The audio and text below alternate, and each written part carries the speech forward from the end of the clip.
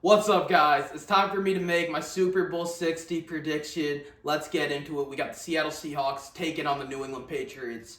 Folks, on paper, Seattle has the more talented overall roster. It's hard to deny what they've done this season under their second-year head coach Mike Macdonald, who's an absolute defensive mastermind.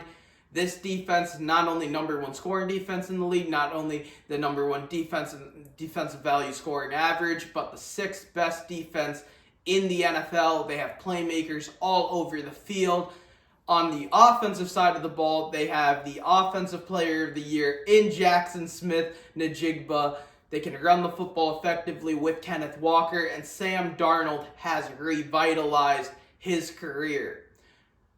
That being said, this game isn't played on paper. I know Seattle may have the more talented overall roster, but the Patriots can go toe-to-toe with the Seahawks on paper. They're not blowing New England out by any stretch of the imagination. I got the New England Patriots winning this game, and here's why. They have the coaching edge. No disrespect to Mike Macdonald, but Mike Vrabel has been the story of this season. He took a team that won 4 games last year and the year before, all the way up to 14 wins, undefeated on the road. They became road warriors this season, haven't lost a game outside of Gillette Stadium. The Super Bowl is going to be played in Santa Clara. That's a good sign for this football team because they've proven what they can do on the road. And I just think that his background and his history is so vital in this matchup. He's played in 3 Super Bowls. He's won 3 Super Bowls as a player. The first one, he puts the pressure on Kurt Warner, pick 6, Ty Law, New England takes the lead. In the second Super Bowl, late in the game, he catches the touchdown pass from Tom Brady. New England takes the lead late. In his third Super Bowl, he catches the touchdown pass from Brady that starts off the second half. New England takes their first lead of the game. In the Super Bowl that he lost with Josh McDaniels, his current offensive coordinator as a head coach, being his current offensive coordinator as a player, the reason why they lost that game was because of the Giants' ability to get to Brady with 4. In this game, what is the kink in New England's armor? Their ability to protect Drake May, most notably Will Campbell, their young rookie tackle. I think Vrabel and McDaniels, considering the fact that McDaniels has also coached in 8 out of 9 Super Bowls, his first loss as an offensive coordinator was against the Giants. I think they both understand the assignment. They understand they can't put their second-year quarterback in harm's way. They have to install more protection packages. They have to utilize the tight ends as blockers. They have to use the running backs as blockers as well. We saw Hunter Henry and Ramondre Stevenson have success, not only in the blocking game last year against Seattle, but catching passes and running the football effectively. I understand it's a different team, but these guys are going to be utilized to protect Drake May. Like Will Campbell said, he's going to fight and die to protect Drake May with everything he's got. He's going to have to do it, and I think Mike Vrabel and Josh McDaniels are a big reason why. Mike Macdonald, as great as he is, he doesn't have any experience in this big game. Not to mention the fact that Clint Kubiak is going to be the coach of the Las Vegas Raiders. It could serve as a distraction. We've seen Matt Patricia's defense get lit up following his acceptance of the Lions head coaching job. We've seen Kyle Shanahan completely forget how to run the football. We've seen Bill O'Brien have this lack of creativity in Super Bowl 46. I'm not saying that's the case each and every single time. We saw Kellen Moore win the Super Bowl last year, take the Saints job. But it is a factor. New England's coaching staff has been here and done that before. Not to mention the fact that Terrell Williams, their defensive coordinator who had to step away due to cancer, is now going to be flying with the team to San Francisco. When he had to step away, I said, this defense is going to play some inspired and motivated football for Terrell Williams. Now with him back in the fold, back on the sideline, I think that could be the thing that sparks this defense and really gives them the confidence they need. They already have a tremendous amount of it, but this could really be the thing that makes them say, whoa, we're a team of destiny. And that's another huge reason why I have the Patriots winning this game, is that phenomenal defense. A lot of people will say the easy schedule, 8th easiest schedule of all time. You only play the people that are on your schedule. People will say, oh, well, the Chargers' offensive line is bad, and C.J. Stroud can't get it done, and Davis Mills should have been in, and if Nico Collins and Dalton Schultz didn't get hurt, and Jarrett Stidham, he threw a pass behind his back. If Bo Nix were in, that game could have been different. If Sean Payton had managed the game better, yada, yada, yada.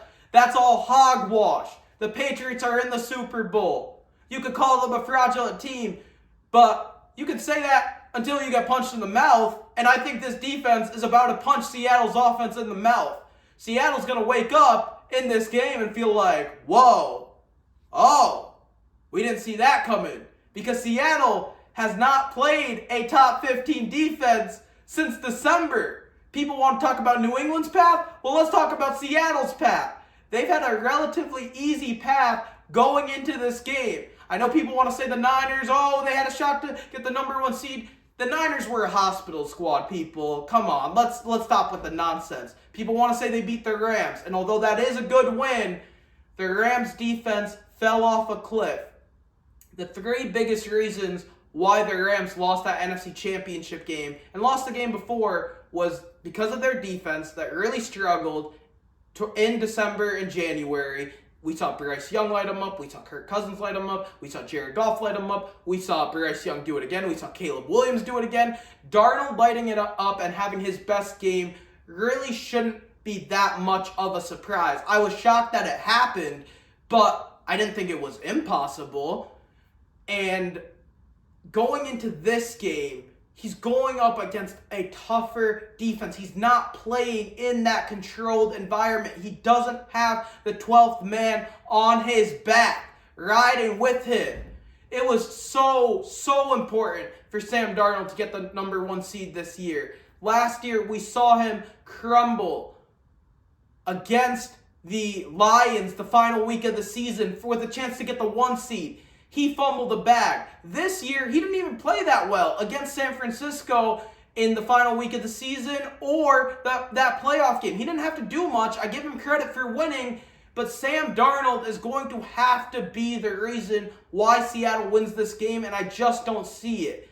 The Patriots defense, when Milton Williams and Christian Gonzalez play, their 2 best defensive players have not lost a game all season long. They are undefeated. And with those 2 guys, with a defense that feels disrespected, a team that, yeah, they had the easy schedule, they had an easy path. There's no denying that.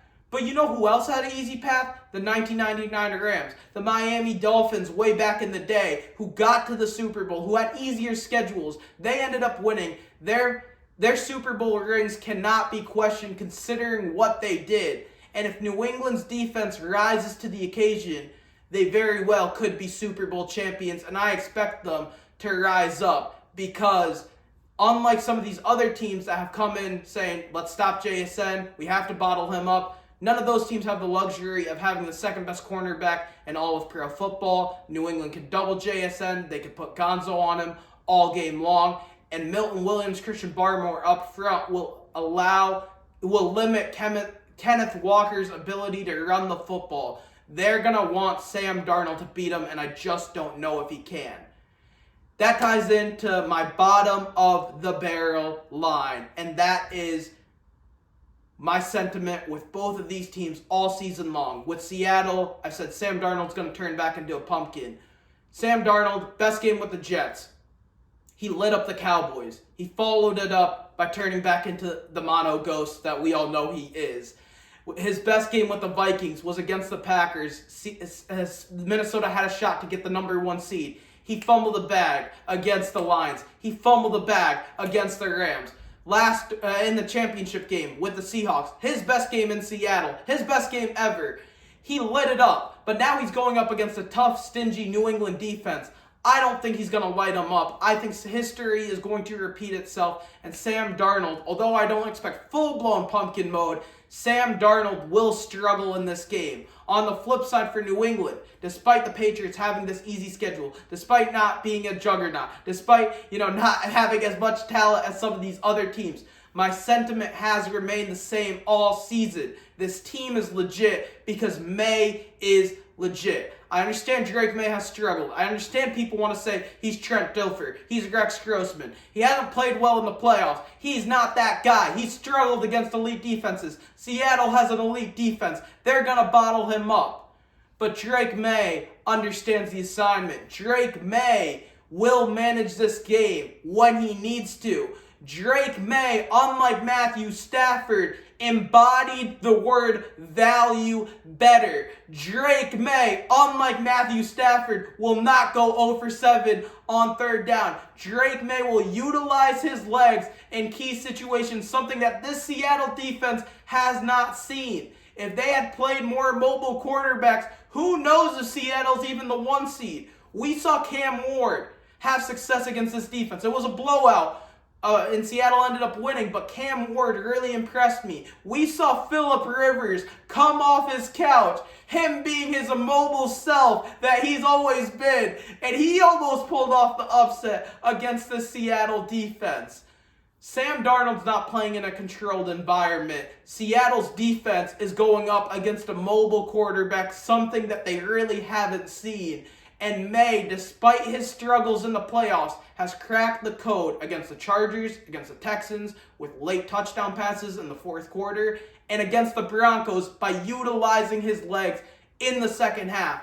I think Drake May will be the biggest reason why the Patriots win this game. That is my bottom line. The underdog mentality. The fact that no one gives them the respect that they deserve despite being in this game. The fact that they have the coaching edge with Vrabel. The fact that they have the hotter defense. But the biggest thing being Drake May being that guy. When a team believes in their young quarterback, the sky is the limit.